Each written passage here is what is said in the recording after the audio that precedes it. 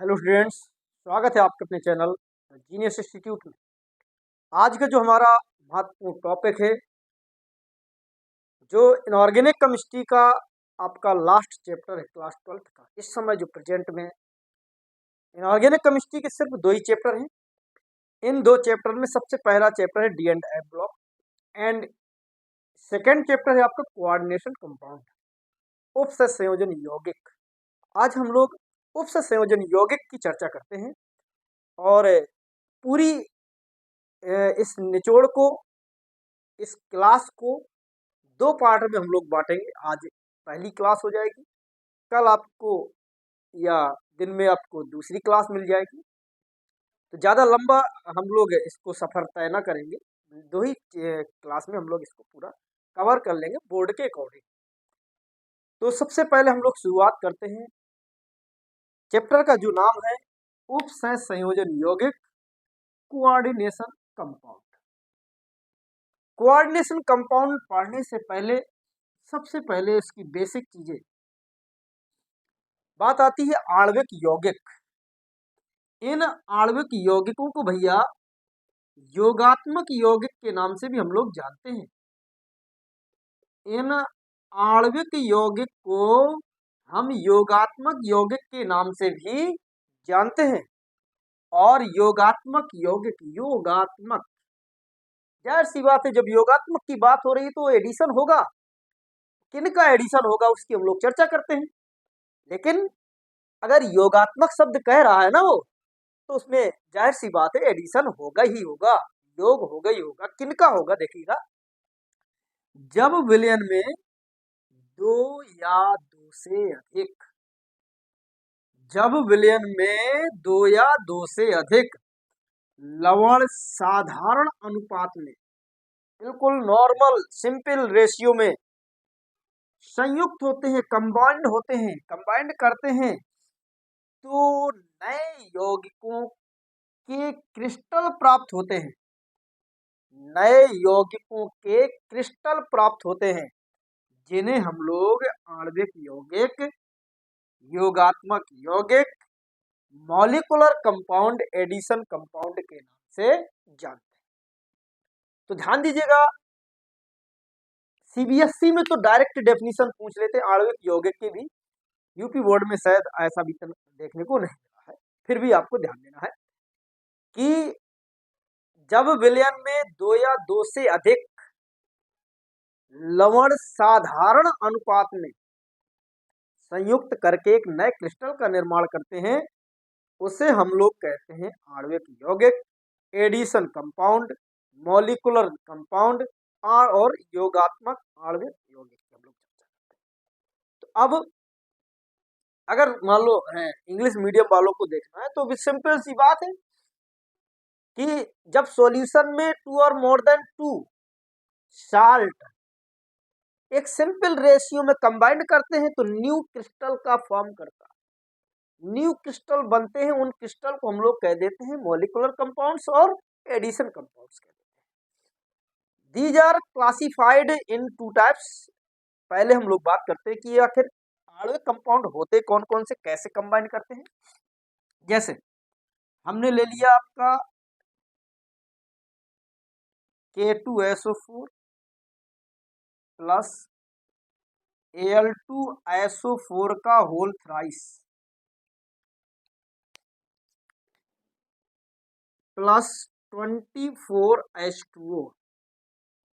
ये सारे आपके कंपाउंड क्या हुए, ये 2 आपके साल्ट हैं, दोनों आपस में एक सिंपल रेशियो से मिल गए तो बना देंगे K2SO4 इंटू Al2SO4 का होल थ्राइस इंटू 2H2O। ये बन के तैयार हो जाएगा।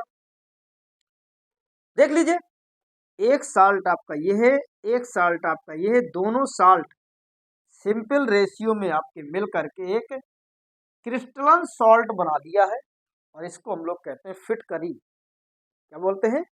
फिटकरी कहते हैं। ऐसे ही अगर मान लो लिखा होता CuSO4 प्लस NH4OH, ये दोनों जब मिलते ये बना लेता Cu, और NH4 यहाँ पर NH3 का होल 4 SO4 बन जाता, और यहाँ से H2O निकल जाता। देख लीजिए एक साल्ट आपका ये है, और यहाँ पर हम लोग NH4OH ले लिया है, तो NH4 एक बेस हो गया। अगर NH4OH ना लेकर के हम लोग यहाँ पर ले लेते NH4Cl ले लेते, NH4Cl ले लेते, NH4Cl लेते तो यहाँ पर आपके HCl निकल जाता। तो ये आपका एक सॉल्ट हो गया, एक सॉल्ट आपका ये हो गया, दोनों सॉल्ट आपस में मिलके आपके ये बना लेंगे। इस प्रकार से कहने का मतलब 2 और more than 2 salt react with each other, combined with each other in simple ratio to form new substance, new compound. This compound is known as molecular compound और एडिशन कंपाउंड। इसको हम लोग मोलिकुलर कंपाउंड और addition compound हम लोग ध्यान दीजिएगा फिर से कि जब सॉल्यूशन में 2 या 2 से अधिक साल्ट सिंपल रेशियो में कंबाइंड करते हैं तो नए कंपाउंड का निर्माण होता है, जिसे हम लोग कह देते हैं आणविक। फिर these are two types, these are classified in two types. सबसे पहला होता है डबल सॉल्ट। सबसे पहला आपका double salt, DOUBLE salt. Double salt होता है। डबल सॉल्ट का मतलब हमने बताया कि ऐसे वे आणविक यौगिक जो विलयन में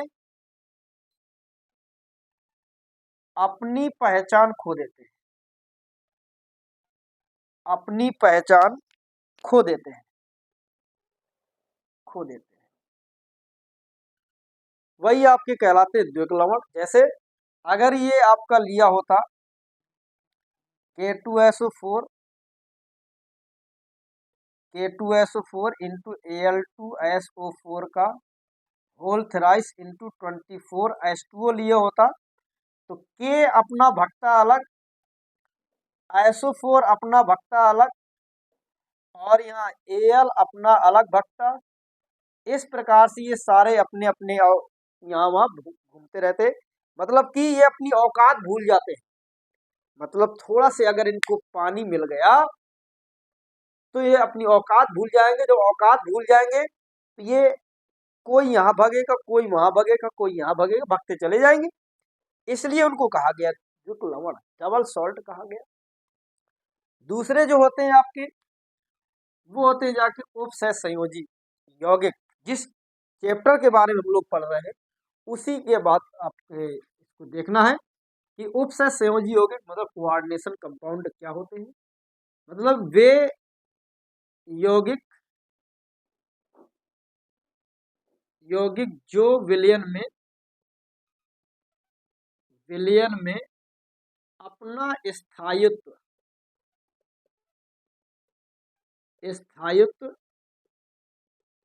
बनाए रखते हैं।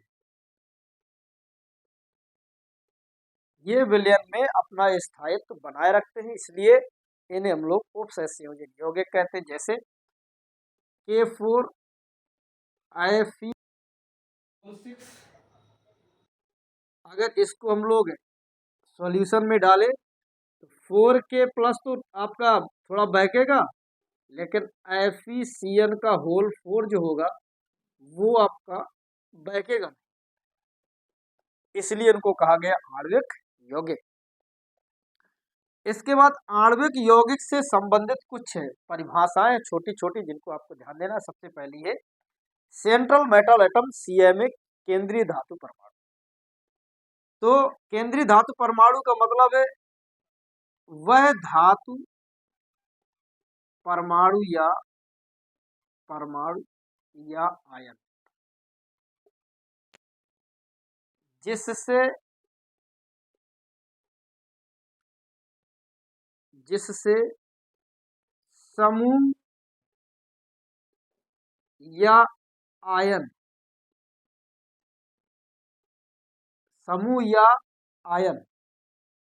इलेक्ट्रॉन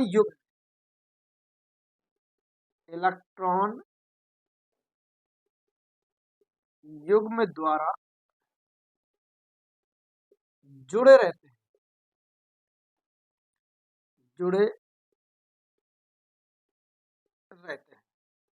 उसे हम लोग केंद्रीय धातु परमाणु या सीएनए कहते हैं। जैसे अगर अभी आपने Fe का होल 4 लिया है, माइनस माइनस माइनस, ये जो आपकी है ये कहलाती है CNA, केंद्रीय धातु परमाणु। बीच में जो भी आपकी धातु होगी जिससे आपका ये इलेक्ट्रॉन युग्म द्वारा जुड़े होंगे वो सारे आपके क्या होते हैं, केंद्रीय धातु परमाणु। इसके बाद उपसह संयोजक परिसर, कोऑर्डिनेशन स्फीयर इसे बोलते हैं हम लोग, कोऑर्डिनेशन स्फीयर। इसका मतलब होता है कि जिसमें जो है FeCN का होल 4 लिखा है, तो वह परिसर जिसमें केंद्रीय धातु परमाणु और लिगेंड जुड़े होते हैं या उपस्थित होते हैं, वह परिसर जिसमें केंद्रीय धातु परमाणु और लिगेंड आपस में जुड़े होते हैं, उस परिसर को हम लोग बोलते हैं उपसंयोजी परिसर। इसे ब्रैकेट से प्रदर्शित करते हैं इस प्रकार से इसे ब्रैकेट से हम लोग प्रदर्शित करते हैं। फिर बात आती है उपसंयोजन संख्या, इसी को हम लोग बोलते हैं भैया समन्वय संख्या। ध्यान देना, कभी कभी समन्वय संख्या के नाम से ही पूछा गया है। तो जब समन्वय संख्या की बात करते हैं तो समन्वय संख्या का मतलब होता है केंद्रीय धातु परमाणु से केंद्रीय धातु परमाणु से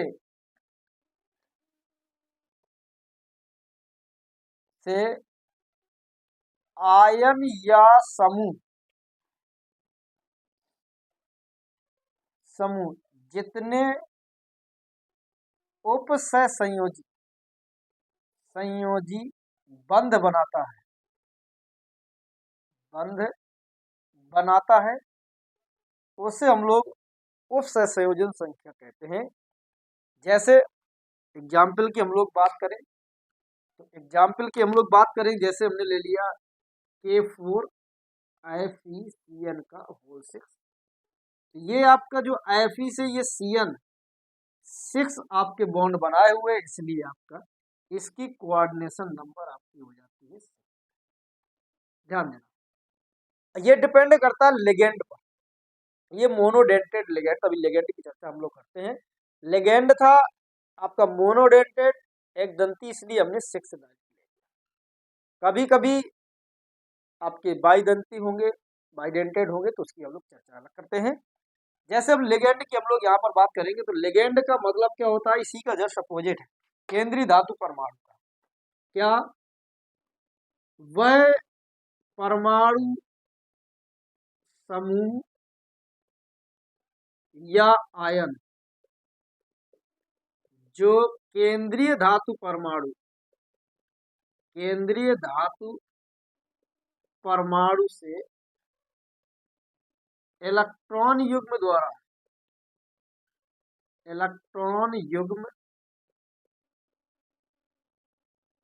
प्रदान करके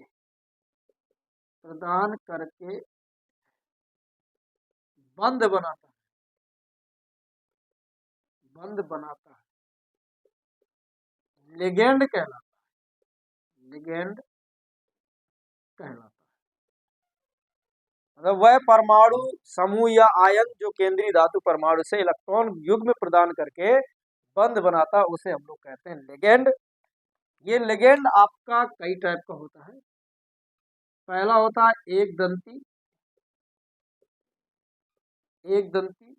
दूसरा होता है आपका द्विदंती, तीसरा होता है आपका त्रिदंती, चौथा होता है आपका पॉलीदंती कह दे रहा है डायरेक्ट, ये बहुदंती, तो हम लोग बहुदंती हिंदी में बोल दे रहे हैं बहुदंती, वैसे पॉलीडेंटेड होता है। पांचवा नंबर होता है उभयदंती, उभय दंती। ये सारे आपके लिगैंड हैं। जैसे एक दंती का मतलब होगा कि जो एक उपसंयोजी बंध बनाता है केंद्रीय धातु परमाणु के साथ, उसे एक दंती कहते हैं। जैसे OH माइनस हो गया, Cn माइनस हो गया, ये सारे आपके CH3COO माइनस हो गया, एक दंती होंगे। एक दंती का मतलब होगा वे लिगैंड जो केंद्रीय धातु परमाणु से एक इलेक्ट्रॉन युग्म के द्वारा जुड़ा होता है, एक इलेक्ट्रॉन युग्म प्रदान करके उपसंयोजी बंध बनाता है, एक उपसंयोजी बंध बनाता है, उसे हम लोग एक दंती कहते हैं। अगर द्वि बनाता है तो द्विदंती कहलाता है। For example COO minus, CO minus, CH2NH2, CH2NH2। ऐसे त्रिदंती में तीन बंध बनाएगा, तो CH2, CH, CH2, NH2, NH2 और NH2। बहुदंती की बात करते हैं तो EDTA आ जाता है, EDTA आ जाता है, एथिलीन डाइएमीन टेट्राएस्टेट होगा। तो इसका आपका बनाना है तो CH2 सिंगल बॉन्ड CH2 और ये एक दो, एक दो, यहाँ भी CH3COO माइनस लगाइए, यहाँ भी CH3COO माइनस लगाइए, यहाँ भी CH3COO माइनस लगाइए, यहाँ भी CH3COO माइनस लगाइए। तो ये हेक्साडेंटेड लिगैंड, ये आपका हेक्साडेंटेड लिगैंड है। उभयदंती लिगैंड का मतलब होता है वे एक दंती लिगैंड, एक दंती लिगैंड जिसमें एक से अधिक दाता परमाणु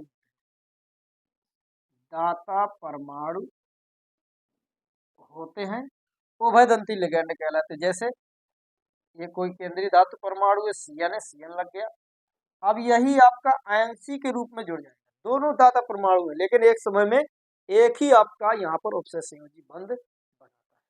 तो बहुत इंपॉर्टेंट क्वेश्चन है ये, है आपका बहुत इंपॉर्टेंट क्वेश्चन है आपका उपसंयोजी संख्या, परिसर, केंद्रीय धातु परमाणु, ये सारे आपके छोटे छोटे एक एक नंबर दो दो नंबर में पूछते हैं।